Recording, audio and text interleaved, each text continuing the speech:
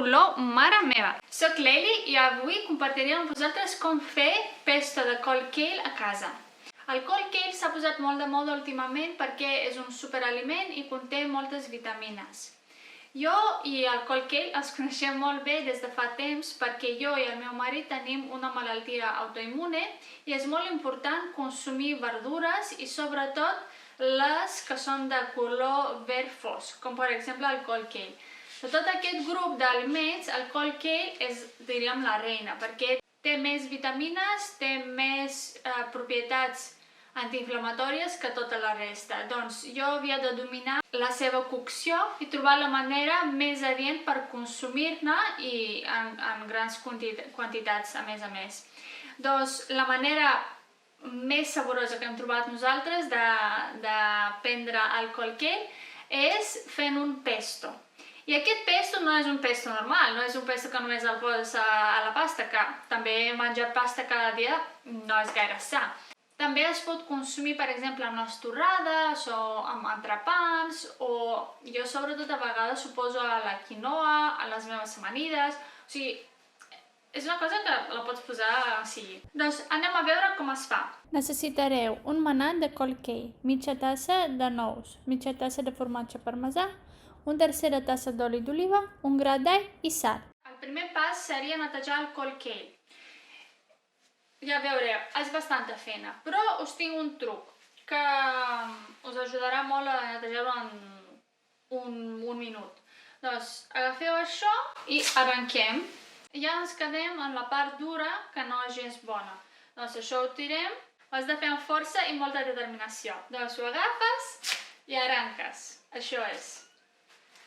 Bueno, a vegades es queda una mica de la part d'aquesta, però això es pot menjar. Si voleu, podeu inclús arrencar així, però a mi, sincerament, no m'importa. Arrenquem.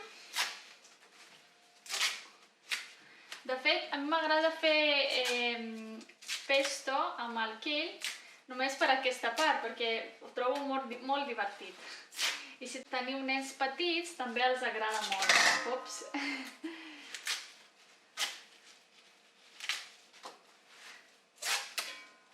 Això és.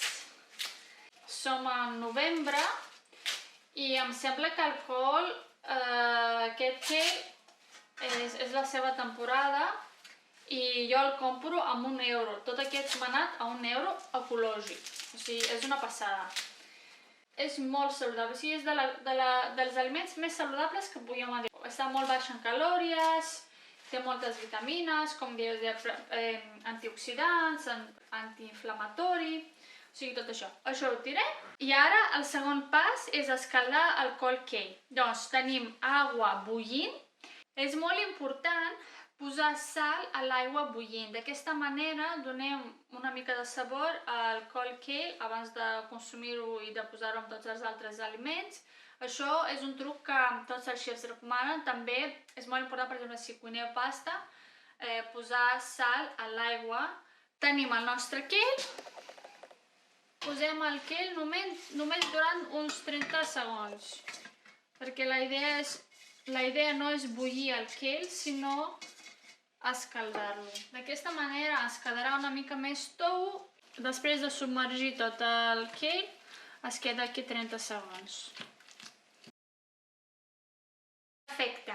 Ara deixem el nostre col kale que se refredi una mica i mentrestant fem la resta dels passos. Agafem el nostre robot de cuina o processador d'aliments. Triturem el formatge parmesà. Jo faré servir un d'aquests biològics, que sempre quan puguem comprar biològic o ecològic millor.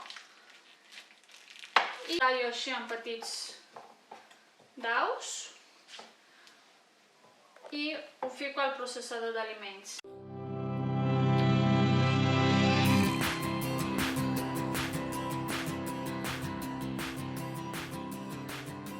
És molt important que el formatge quedi molt finet perquè, com sabeu, el parmesà té un gust molt fort, doncs no volem menjar com trossos grans de formatge parmesà. Volem que sigui molt finet i així tot junt es barrejarà.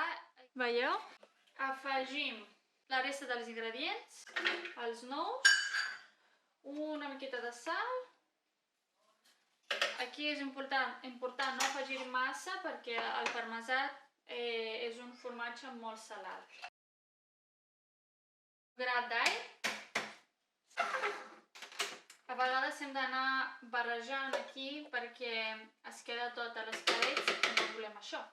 Vale, ara tenim el nostre kale aquí. Mireu, té un color espectacular. Així el volem molt verd, un verd intens. No el bullim, vale? Simplement escaldar. Doncs tindrà aquest color maco. I ara afegim el nostre kale.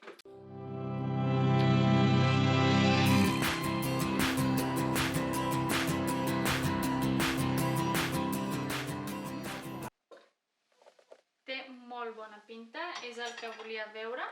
Té un color molt verd. A mi m'agrada molt el verd, en general. I ja tenim el nostre pesto, veieu? Només 5 minuts, uns quants ingredients i ja està. O sigui, ho pots posar tot dintre i el processador d'aliments segurament farà la seva feina. Ja us dic, és una recepta que en anglès es diu forgiving. O sigui, és una cosa que si tu, per exemple, no segueixes les instruccions tal qual, o si, per exemple, fas un petit error o el que sigui, no passa res. O sigui, és una recepta fàcil, és una recepta que no falla. Espero que aquesta recepta us hagi agradat. Estic segura que si la prepareu a casa us encantarà i serà la vostra manera preferida de consumir cold kale. La veritat és que la gent la menja en amanides, crua, sense molta preparació, i a mi no m'agrada. No crec que li agrada a ningú, però la gent no ho diu. Bueno, total, aquest pesto és superbo, superfàcil i ràpid. Si us plau, deixeu-me als comentaris què tal us ha semblat, si teniu alguna pregunta. Moltes gràcies per escoltar i fer aquesta recepta amb mi. Fins la propera! Quin color, mare meva!